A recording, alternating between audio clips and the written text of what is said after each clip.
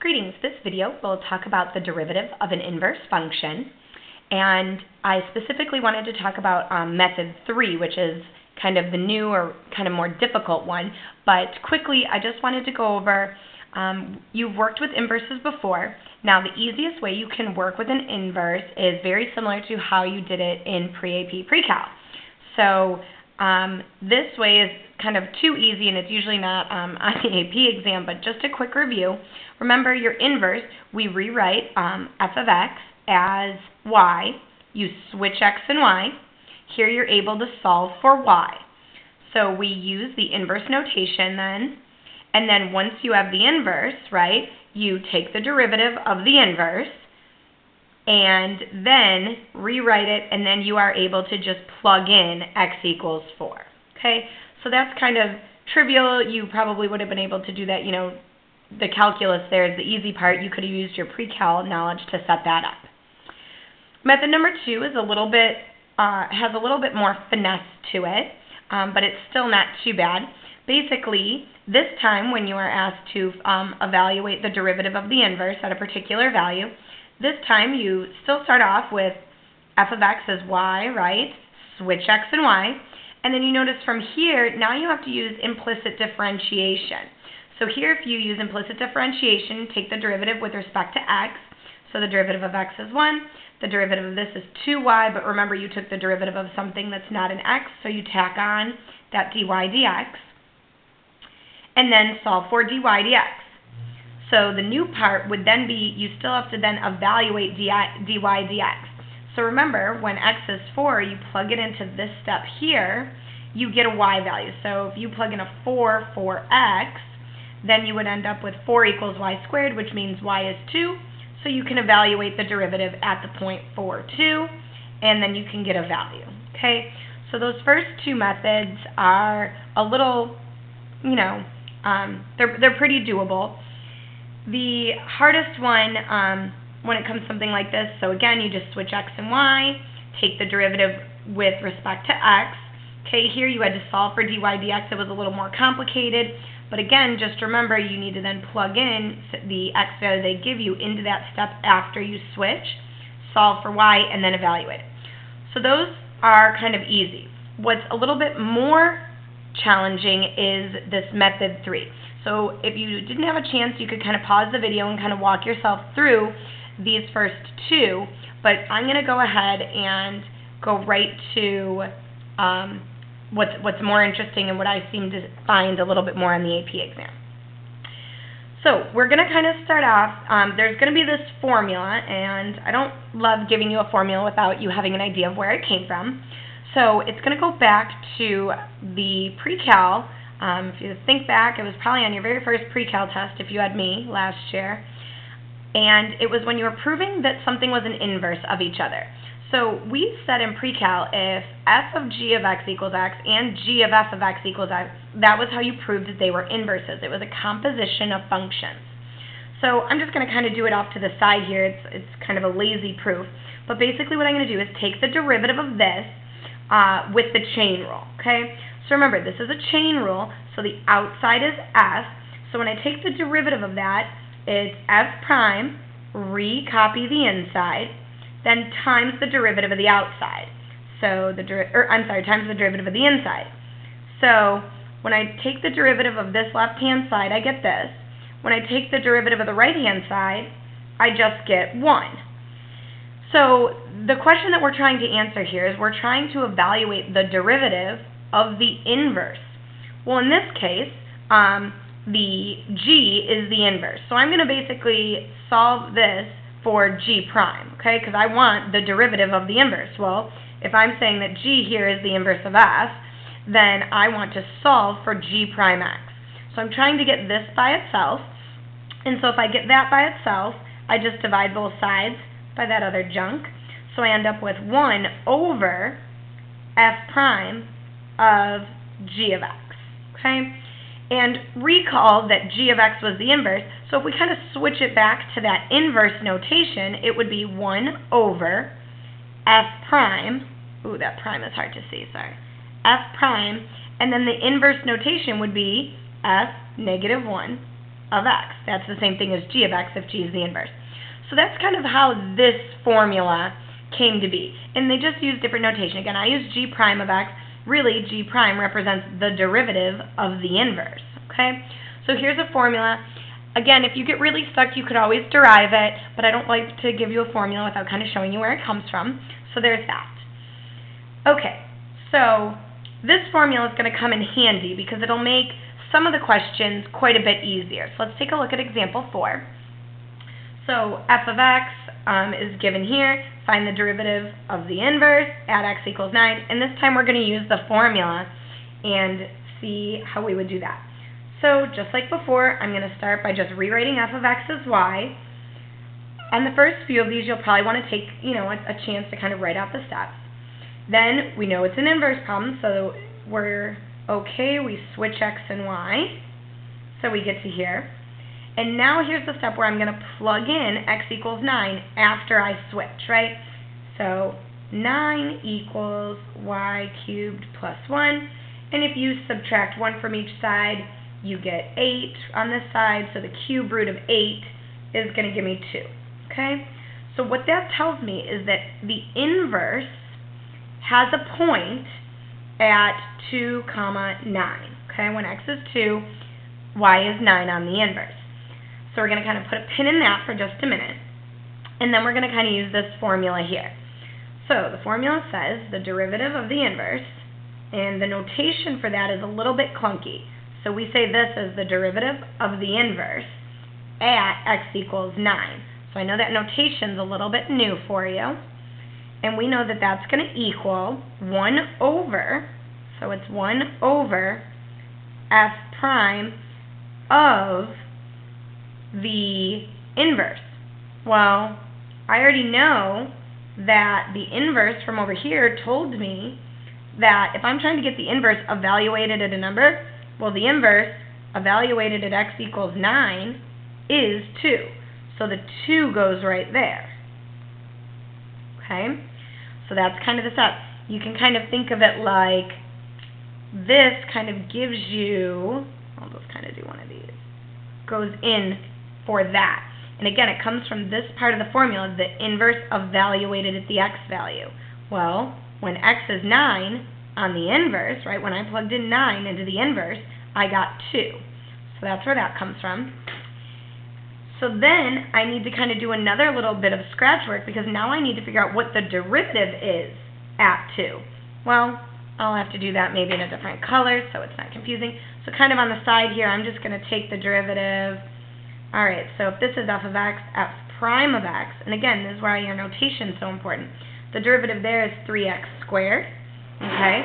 So when I evaluate that derivative at 2, right, so the derivative at 2, well, 2 squared is 4, so it's 3 times 4 is 12. So then I can say this is then equal to 1 over, when I evaluated the derivative at 2, I got 12. So there's my final answer there.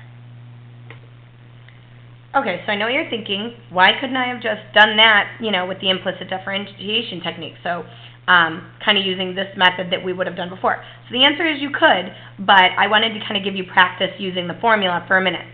So you would see that if we did it the same technique that we did before, we'd get the same answer. Oops, I was supposed to have 1 over 12 there.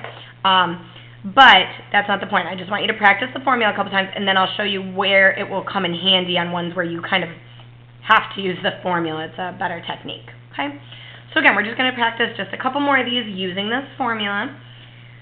So we've got here, again, this is y equals 3x squared minus 2. We switch x and y just like normal.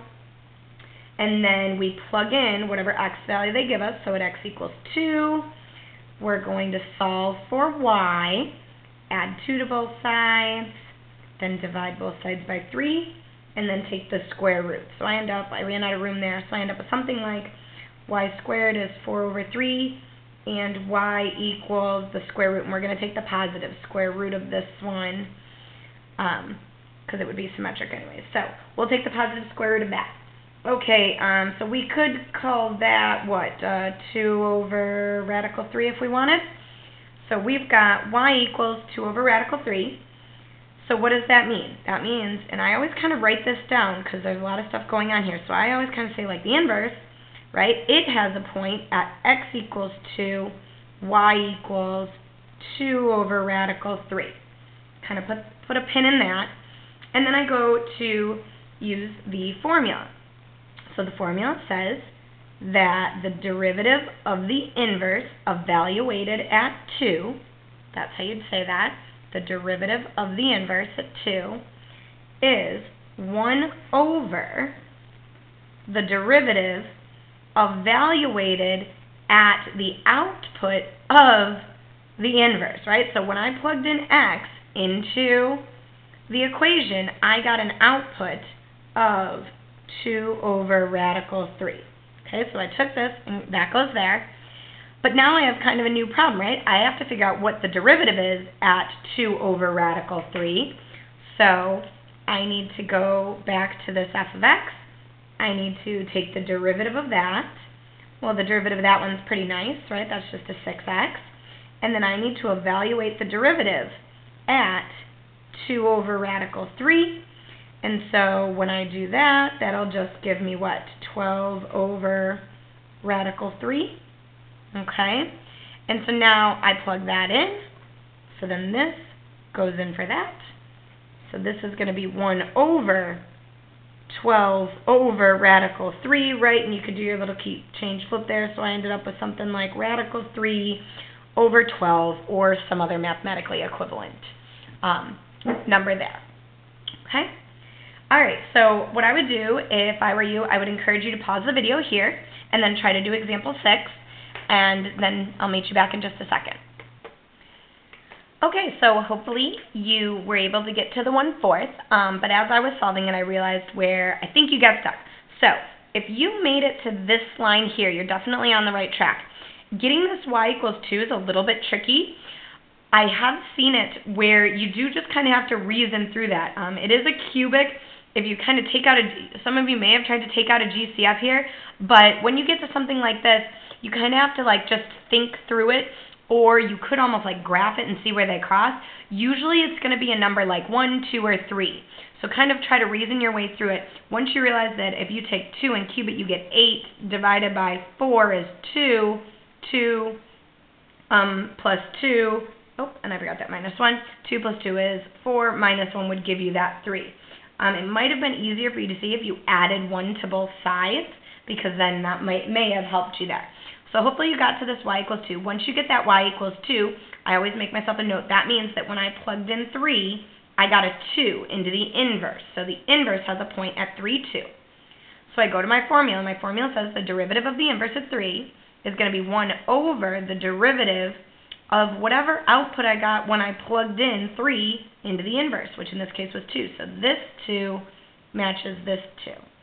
Now I need to figure out the derivative at 2, so I had to take a derivative, plug in 2. My final answer was 1/4. So hopefully those are some of the easier examples, and that kind of gets you through just the mechanics of working through the formula.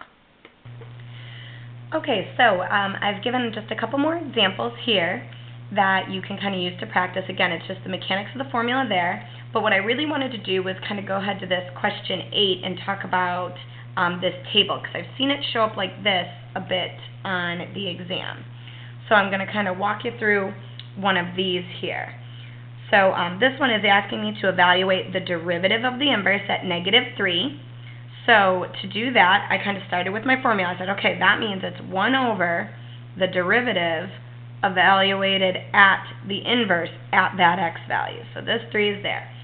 So when I'm using the table, I first kind of said I need to get this part first. So I was trying to look for the inverse at 3. Now this is where it's tricky if they give you the table. So remember, this value here, okay, you're looking for, it has to be the inverse, so it has to almost be like the trick. So you're looking for a -3 that's like in this part of the table. So when I see the -3 in this part of the table, it's here, and that was the input when G was 4. So if G of 4 was -3, that means on the inverse at -3 was 4. So again, you're kind of looking at this table backwards. because I needed the inverse. So basically, you have to say, where is -3 in the meat of the table? And then say, well, what did I have to input to get that as an output? Because remember, when it's the inverse, this is actually kind of an output on the original. So when I plugged in 4 into the original, the output was -3. So that means if I plug in -3 into the inverse, I'd get 4. Okay? So once you kind of see one of those, hopefully you don't need to see too many more. So then I take that 4 and I replace it right here. So then I ended up with 1 over g prime of 4. And then I got to go back to the table. So g prime is here. G prime of 4 gave me -2. But then don't forget it's 1 over that -2. So my final answer there was -1/2. So I definitely wanted to kind of show you what one looks like on the table as well. And then there is a couple different ones that will be kind of clone problems of what you would see on the progress check. So I'm going to go ahead and pull those up from College Board. Okay, so I'm always concerned with how AP is going to ask the questions. So let's take a look at these. And again, these would probably help you if you were doing your progress check for the Unit 3 progress check, but we'll just say this. So here, you are given a point at 4, 6, okay? And it's asking me about the derivative, and then it says that g is the inverse. So really, they're asking me about the derivative of the inverses, okay? And so we have to be kind of careful of what we're doing here. So I know I'm probably going to use that formula, right? So I kind of start with some stuff where I'm like, okay, the given point on F, they gave me the point 4, 6, right? So F, I should have done like an arrow there. That was bad notation. Okay, so F has the point of 4, 6. So that tells me that G, right, that's the inverse, right, G, right, remember that's the inverse, is going to have a point then at 6, 4. So right away when I'm looking at these answer choices, I'm probably only going to focus on these two because I know that this is going to kind of be what shows up in the denominator of that formula. So remember, your formula is going to be 1 over F prime of the inverse evaluated at x. Well, we know that since the point on the original was 4, 6, the x value of the inverse is 6. So I'm thinking this is going to be something like 1 over the derivative at 6. And again, here they're just saying that that's going to be called g, which is fine. So I'm trying to find the slope of the graph at 6. So, right, because the derivative is going to be the slope of this line. So at 6, looks like that slope, if I use these 2 points, what is that, like down 3, right 4? So down 3, right 4, so it's 1 over -3 over 4. So when I go ahead and divide that, that'll be -4 over 3. So I would pick answer choice C for something like that. Okay? Again, here my notation was kind of bad because they said that the inverse was G, and I was using that F inverse notation, but it'll get the job done. Okay, just 2 more that I wanted to take a look at. So here, F is increasing. Again, they're kind of giving me a point. So they're asking me about the derivative on the inverse, and again, they used a G here instead of F -1, but it says that G is the inverse. So it's kind of going to be the same deal. So here, it's actually a little easier because it's just the setup.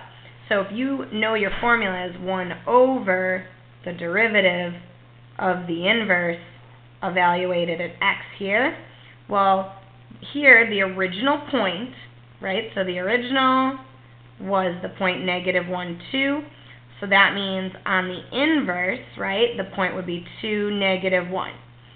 So that means that we're going to do 1 over, right, and it'll be F prime of that number there, of that 2. And here, because they didn't give us, you know, a graph like the previous one or a table like they did down here, that's actually just the answer. So that's going to be answer choice A there. Okay, last one. And here's one given a table. So then you had an example with a graph, given the equation, and then given a table. So I had to kind of squeeze it in here. Hope you can see that. Let me see if I could zoom in just a tick. Okay, let's see if that's better. Okay. So this time we are given a table, and that's fine. So we are going to have to use the literal definition of the derivative of the formula there.